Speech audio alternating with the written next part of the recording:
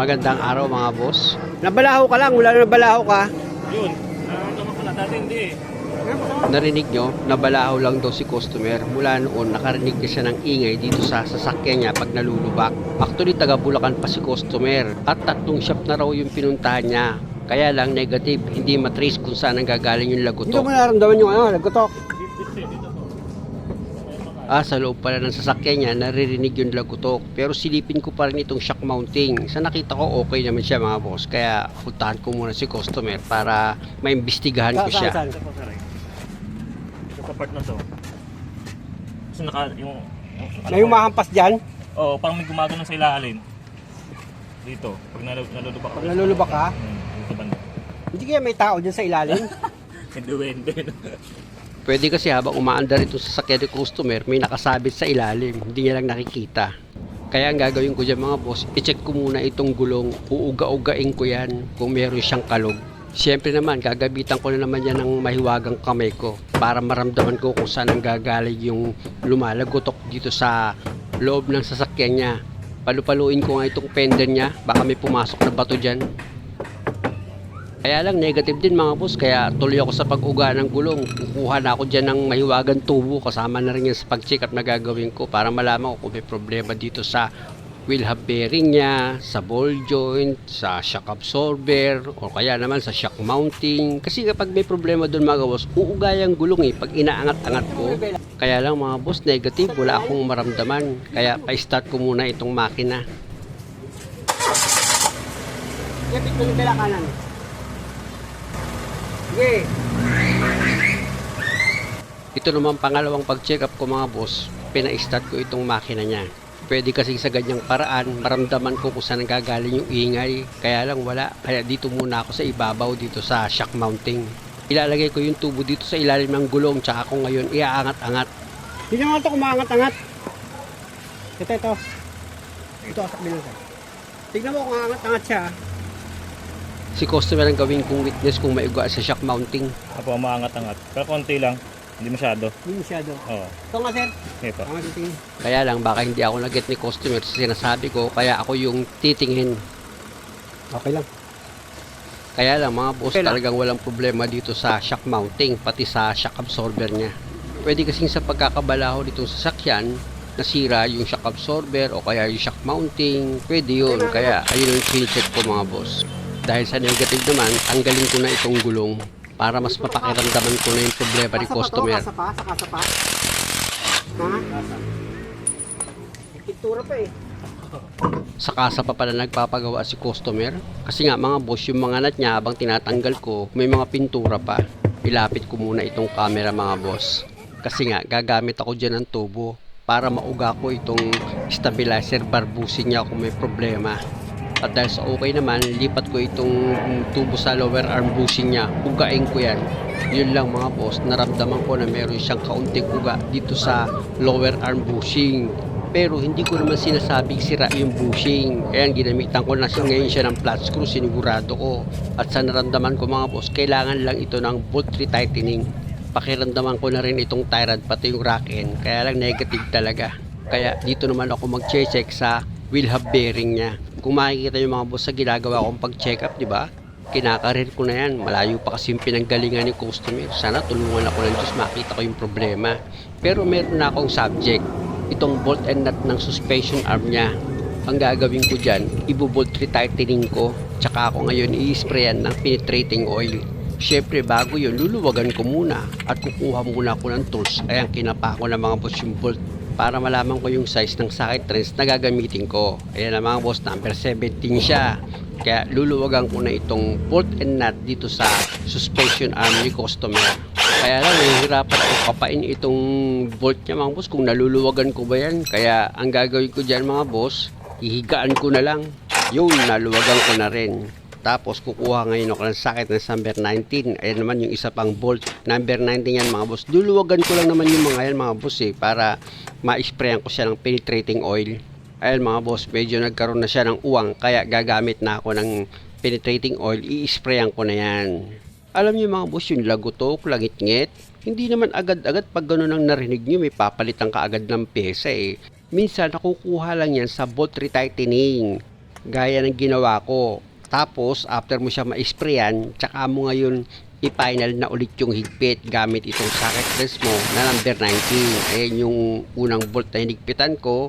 Ito naman yung sa lower arm na bolt, dahil nga sa kontrahan yan, gumamit ako dyan ng box wrench sa number 17 para mai-final ko na yung higpit. Syempre naman mga boss, pag ganito na nagbo-bolt retightening kayo hanggat maaari, siguraduhin nyo lang na maayos yung pagkakahigpit nyo dito sa mga bolt and nut nya para yung resulta ng trabaho maganda. Tandaan nyo mga boss na sa pagdi-DIY na gagawin nyo, sasamahan nyo lagi ng pagtsatsaga para sigurado kayo na maging positibo yung pagkakagawa nyo dito sa sasakyan nyo. At kung makikita nyo mga boss, okay na yung pagkakahigpit ko dito sa dalawang bolt ng lower arm.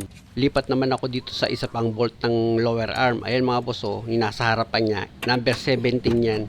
Hihigpitan ko rin yan. At dahil sa nahigpitan ko na yung 3 bolt, imbestigahan ko ulit si customer.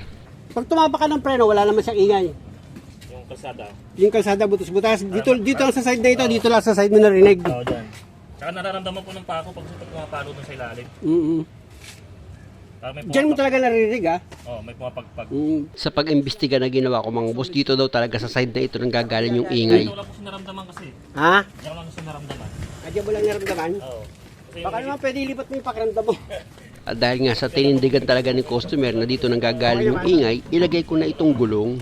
Tapos, i-final ko na yung higpit dito sa mga nut. Hindi ko na check upin sa kabila mga boss kasi sa nakita kong paliwanag ni customer, dito lang talaga sa side na ito nang gagaling yung problema niya. At naramdaman ko naman kasi na sincere talaga siya sa naririnig niyang problema na dito nga nang gagaling sa side na ito. At kaya lang naman ako nagpapaulit-ulit ng tanong kay customer para sigurado ako sa gagawin ko. At dahil nga sa okay na ito, sabi ko kay customer, ibaba niya na itong hood dahil nga sa magro-road test na kami. Alam niyo naman siguro yung ugali ko mga boss, si customer ang pinapahatol ko. Kasi pag ako, bias.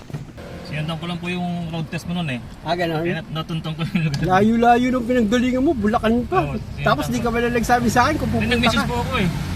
Eh, kahit na nag-message ka ah. Hindi ako nag-message ako kasi sabi mo hindi kayo wala kayong shop. Sabi ko paano kaya ako Sumugal ka lang. Sumugalan talaga ako. Marami ako kasi pupunta rito, sumugal lang. Kung nandyan, salamat. Pag wala, okay lang, walang problema. Ako naman may gusto eh. Tapos karamihan, ganun ginawa eh. Opo. Kasi naman po sugal-sugal lang talaga. Ano? Hindi mo? Meron pa? Pag may lubak? Oo. Sige. Dumaan tayo sa lubak.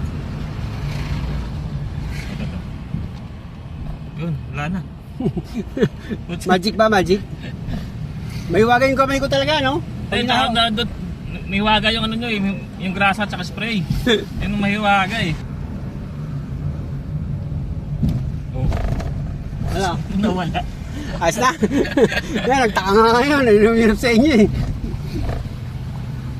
Wala na ano. Magic ba? Kasi nakatatlong shop na ako, hindi nila Hindi na ma-trace? hindi na ma-pinpoint yung sinasabi kong lupa kasi siguro Eh, di sila matyaga mag-check up eh. nasanay sila sa mga sa mga joint sa mga Palit kagad. Palit kagad. Oo, sabi ko okay po yan lahat. Wala po yung kasi bago pa po yan. Wala kayong marinig sa akin nun ha. Baka naman sabihin mo kahit nga alok na sirato, wala akong marinig sa akin. Kanina pag dumadaan ako doon, Alam ko naman, ramdam ko yung pagpag eh. alam ko naman pag sira yung pyesa or hindi eh. Oo, Hindi naman ako si Boy Palit eh. may palit. Dalawa po kayong pinakikinggan ko lagi si Box Garage kung nakikita niyo po. Hindi ko kilala yun. So Hindi ako mahilig manonood ganyan. Hindi ako mahilig mag-comment sa mga gumagawa ng sakyan. Unang-una, may kanya-kanya kaming diskarte sa paggawa eh.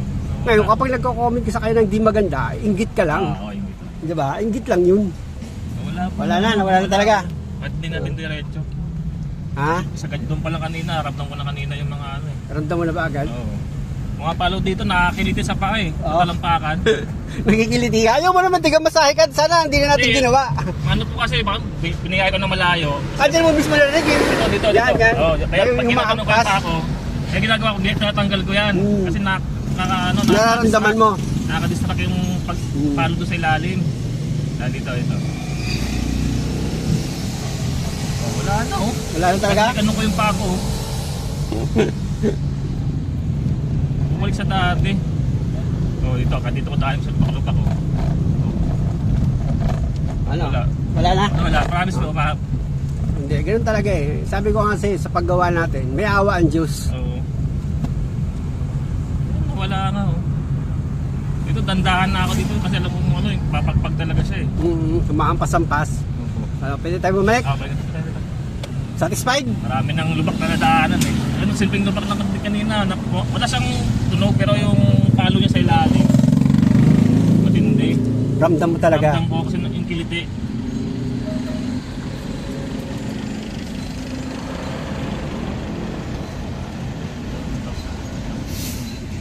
Gulat ako, layo-layo mo pa, yun lang, hindi mo pa Kasi nakano po kasi napacheck up mo na pala Oo, sa iba. tatlong shop na kasi ako. Tatlong shop na pinuntahan mo. Sabi ko, layo-layo po. Yun lang na ano, simple-simple Sinabi ko lang. nang ito banda ka ako yung ano. O, anong sabi la? Wala, okay naman yung mga ano mo. Okay po talaga yan. Ang gusto ko malaman yung kung ano po yung pumapagpag doon sa ilalim. Oo. Ang sagot? Wala sagot eh. Yung sa okay naman itong mga ano mo eh. Bagong-bago pa eh. Oo nga po. Bago nga. Ayan, kaya yung mayroon po talaga nararamdaman doon sa ilalim. Kasi tama nga sila na yung driver na nakakaramdam ng sakit ng sasakyan. Kasi yung pasahero ko, Eh bakit ako dito naman naramdaman ah? hindi, at sinabi ko sa inyo yung location eh. Sila sinabi ko yung location sa nila. Eh, Wala natural, pa rin. alam mo sasabihin yung location, alam, manghuhula ako. Kaya wala nga oh. Nawala na. Oo.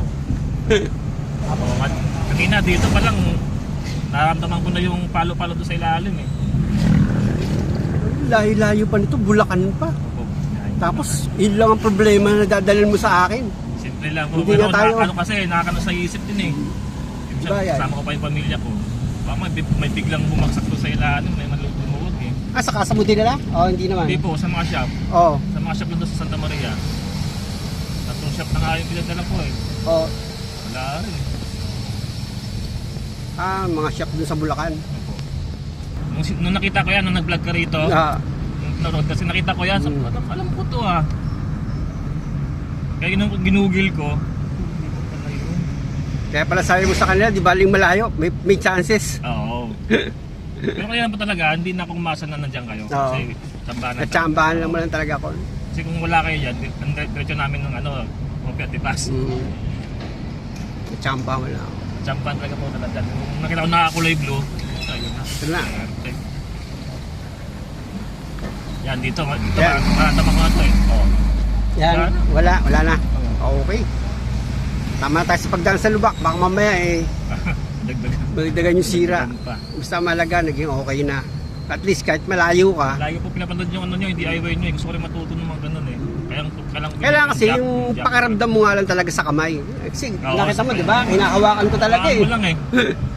Hinahawakan ko talaga eh. Naramdaman ko kasi pag hinahawakan ko yung pyesa kung may sira eh. Kaya, Talagang pinagtsatsagaan kong i-trace eh. Nakita mo, gamit ako ng tubo, gamit ako ng flat screw. Para maramdaman ko talaga. yung pinapanood ko lagi yung kilos ng kamay mo eh. Sabi ko, Mm. paano mo na nagalaman? Iba kasi pag ginamit ako ng tubo, may lakas yun, di ba? Oo. Ngayon, yung lakas na yun, susubukan ko siya sa maliit na persa, pag sira or may sira, o kaya hindi naman siya sira, gano'n. May tubo na yung- Nararamdaman ko. Tubo na yung ginamit kanina eh. Oo. May wagang straight lang talaga, tsaka yung kamay. Golden hand. Dapat parang sa'yo siya. Golden hands eh. Pero wala, hindi pa kayo nagtatrabaho sa ano. Nag-ano ko, katrabaho. Kasi Kaya nga one time di- na nakita ko yung vlog mo, nasa shop ka eh. Shop. Nagtatrabaho Basta ka. puro sasakyan. Oo. Nakita mo, inaano ngayon, nasa trabaho ko na.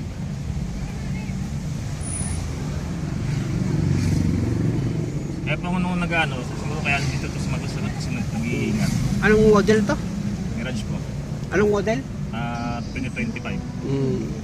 Sino nang ginawa mo na Mirage din na bagong model din? Yun oh, wala ano. Marinig ko na yun eh. Maampas. Maampas na. Ilang buwan mo na problema yan? Tagal na ko. Kasi mga ano na, sa kalahati na, simula nung nalubak kami dun sa kaliwa, sa kanan. Narinig yun naman mga boss, ayon kay customer, okay na daw itong sasakyan niya, na wala na yung problema. Muli mga boss, maraming salamat sa panonood. Sana nakakuha kayo ng idea at kung maaari, huwag niyo naman sanang kalimutang mag-subscribe sa channel ko. Maraming salamat!